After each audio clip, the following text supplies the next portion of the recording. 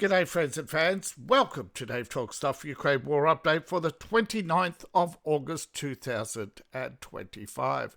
I'm your host, the author David Applegate, author of the books The Boyhood of Cade, ProWritingAid, Into the Elsbound and Erotic Tales from the Empire.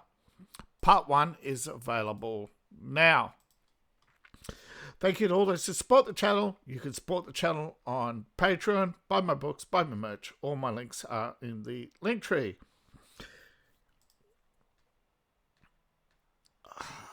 Right. Now, the Trump-Putin diplomatic efforts have caused some confusion for some. Steve Witkoff made a mistake. Putin is absolutely adamant, and the United States knows that Putin is not going to swap any land. Zelensky knows this, and that's why he's stalling. Zelensky's stalling for time by daily putting out the same talking points. Blah, blah, blah. He has not said anything new in the last 3 days. Everybody should know that by now Zelensky's the obstacle to peace.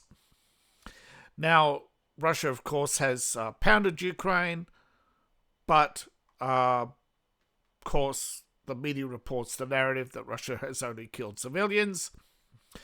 But, however, Russia has entered the strategic city of Pavlovsk and Kupiansk multiple cities today. Overnight, allegedly, in the last 24 hours, Russia's launched a barrage of 629 drones and missiles, the second largest overnight barrage according to Kiev's data. This, of course, came out after an attack on Russia's Kansanor region. The Ukrainian drone attack was alleged to have damaged the refinery. Of course, they don't say exactly how much, but very little. Ukraine's attacked this refinery often with small drones. Ukraine's national power grid went down again.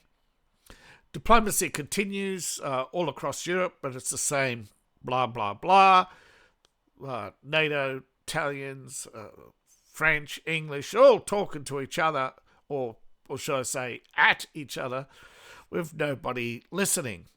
But that's basically they're in a panic. They don't know what to do. But Russia's advanced in Kupiansk as well as in Pavlovsk. So we go around the map, and there isn't much to report in the north or the west, except for because most of the missile attacks aren't reported, though the prime targets of Dnipro and Kiev were hit. Kupiansk, Russians have entered the north of Kupiansk and have gained a foothold. In other areas, fighting continues. North of Lyman, the Russians have not made any advances. Seversk, fighting continues without advance. Russians dropped bombs on parts of Zelensky Line 2.0 and have advanced slightly towards Kromovitsky from the west, with some fighting continuing in the south and along the central front. Very little advances on the central front to report. Fighting still in Norinsky, Novichin, south of Pavlovsk, but there has been advances in Pavlovsk with fighting, and Russians have pushed up. Now, both south of Pavlovsk and here on the outskirts of Pavlovsk, with fighting continuing in the city, fighting continuing to the west. Russia retaking this town and still fighting back against the Ukrainians here, but the Ukrainian counterattack, well, I did say 24 hours, but more like 48 hours, has been completely wiped out. Now, of course, as reported, the Russians are fully knowledgeable of the ERAMs This is a missile with a range of air-launched cruise missile, range of 240 to 450. So, I thought Zelensky developed his own missile. Obviously, he's going to claim that these missiles, these ERAMs, they're actually Ukrainian missiles.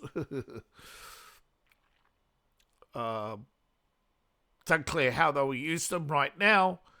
Kiev may use funding from Denmark, Netherlands and Norway to pay for the allocation. This is a statement released from the Pentagon's Defense Agency. Lawmakers approved the first stage of the deal, but it's got a hurdle to go yet. 30 days, Ukraine is on the clock.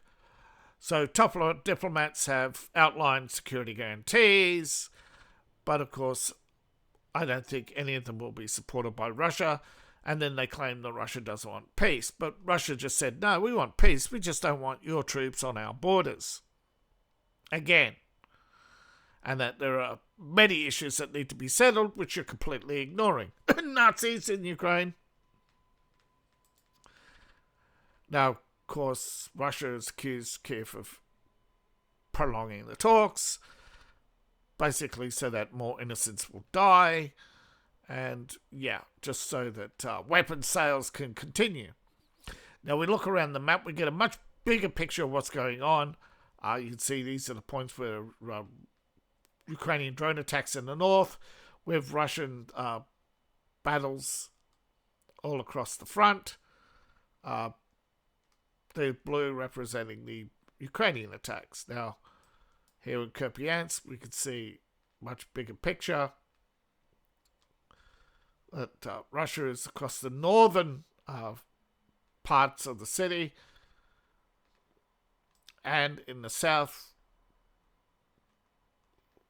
So they're attacking the Ukrainians from two fronts here in Kupiansk.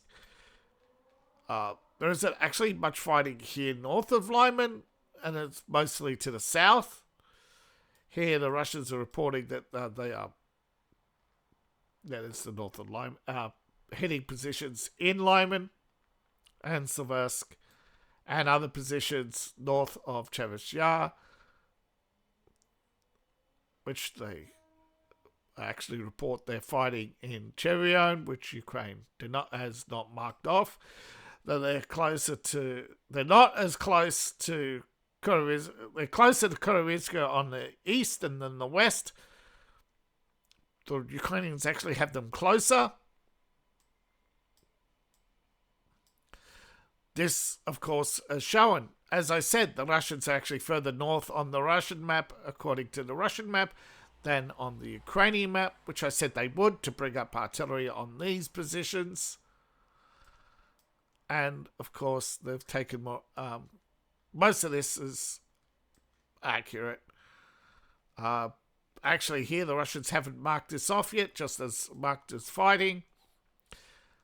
Ukrainians claim Russia's taken control here, still fighting in here. So most of it's the same, except more reports on the front and more clashes reported in Kherson as well.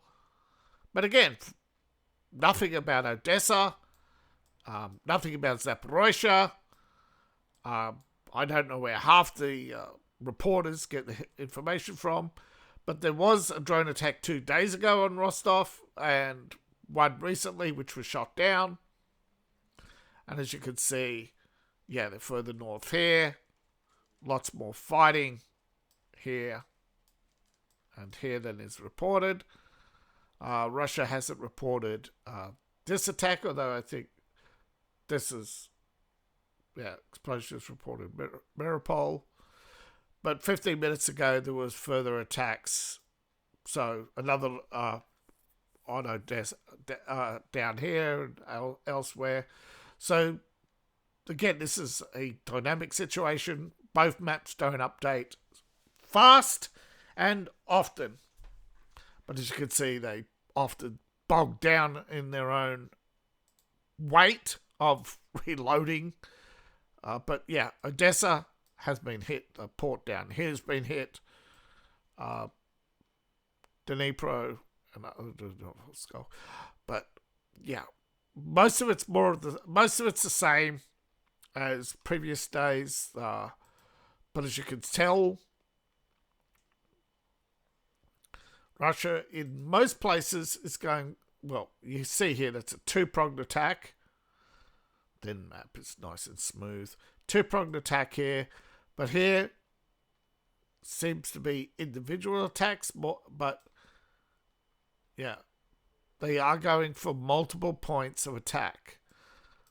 But it's not always 3, it's not always 2, and it's not always 1, but they're 2s and 3s with 1 4-pronged attack. And, actually an individual attack here. So Russia's mixing up its strategies. They aren't just going for a straight-up cauldron anymore. Keeping the Ukrainian command... Ukrainian, did I say Ukrainian? Russian missile struck the British office. Why? Yeah, that's the command centre. Oh, it's a British office. Oh, really? So the British are running this war. So last year it was the French, now it's the British. It's not a Ukraine war, is it? It's the NATO-Russian war. And NATO, and that's why I think Trump is hanging up his coat and saying, I'm done with this. Right? Neither side wants peace. And that's NATO and Ukraine. Okay? But the problem is, Russia is back to the wall. They can't turn around and declare peace in Ukraine because Zelensky won't stop. Okay? You can't say Russia's against peace when it's Zelensky who won't stop. So thank you for watching. Please like, share and subscribe, and please support the channel. Now you can support the channel on Patreon, buy my books, buy my merch. All my links are in the link tree. You can find the link tree in the description below, in my profile, or scan the QR code on the screen. Once again, thank you for your time. See you in the next video, and bye for now.